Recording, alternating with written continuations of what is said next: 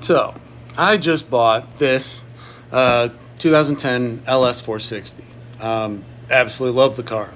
So, I started looking at videos. And I gotta tell you, I didn't like what I saw. I keep seeing things like this. They keep saying it's unreliable, which it isn't. They say it's troublesome, it's complicated. And they said that it's expensive to maintain, which not really. I mean, if you compare it to a Civic or a Camry or a Corolla, yeah. But this is an $80,000 luxury car. You got to pay to play. You know what you bought when you bought it. If you wanted something cheap and easy to fix, they have the Avalon. I hear that's real nice. Like, these really are good cars. They're big. They're the size of a 7 Series. They're comfortable. They're quiet. It's over-engineered. It's got a 380 horsepower V8. 8-speed automatic transmission, goes 0 to 60 in under 6 seconds. Like, this is just a really nice place to be. Not to mention, the 19-speaker Mark Levinson system is unbelievably good. Oh, yeah. And it gets 24 miles a gallon. That's me cruising at 85 mile an hour on the highway. It's a 4,000-pound, 380 horsepower V8. And believe me, when I say this car had a lot of industry firsts, it's the first production car to ever have any of this. This was the first car to have an 8-speed transmission.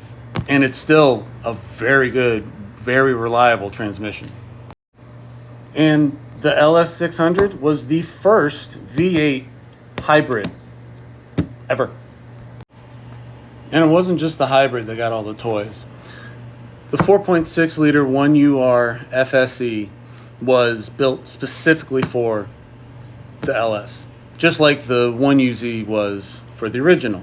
And they over-engineered this one just the same. But this was the first with an electronic VVTi instead of a hydraulic, which means that it allowed the system to work from idle to redline and in any temperature range to make the car more efficient, more fuel efficient, and make more power and more drivability.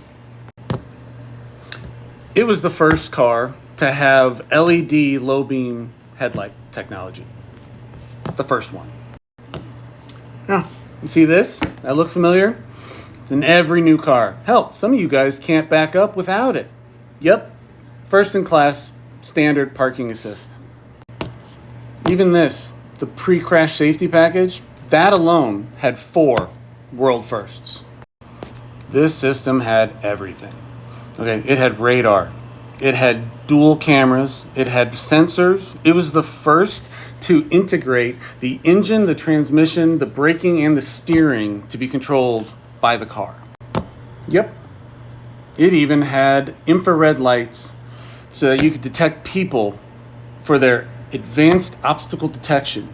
It was the first car to automatically brake when somebody walked out in front of it.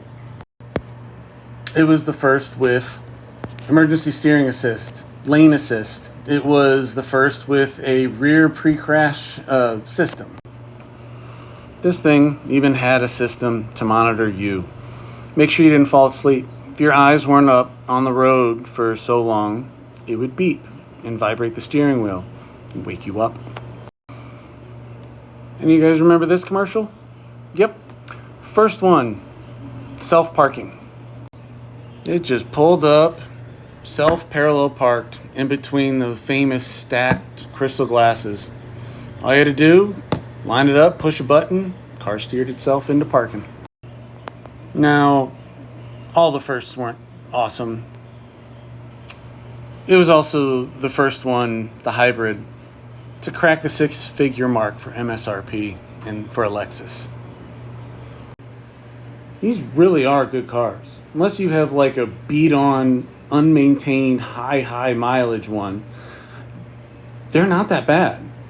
I mean, yes, the air suspension goes bad on these. It's $1,400 a shock from Lexus. But you can get aftermarket ones or swap it over to a coilover for, a lot less.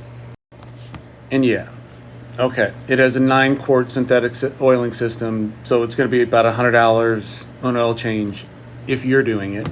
If any of the suspension components go bad, even aftermarket ones are a couple $100 a piece, and there's a lot of pieces on each wheel. But I mean, just look at that interior. I mean, those are heated and cooled seats, heated steering wheel, the rear seat's heated. It has 4-zone climate control. This car you can get with 100,000 miles on it for like just over $10,000. How is this a bad car?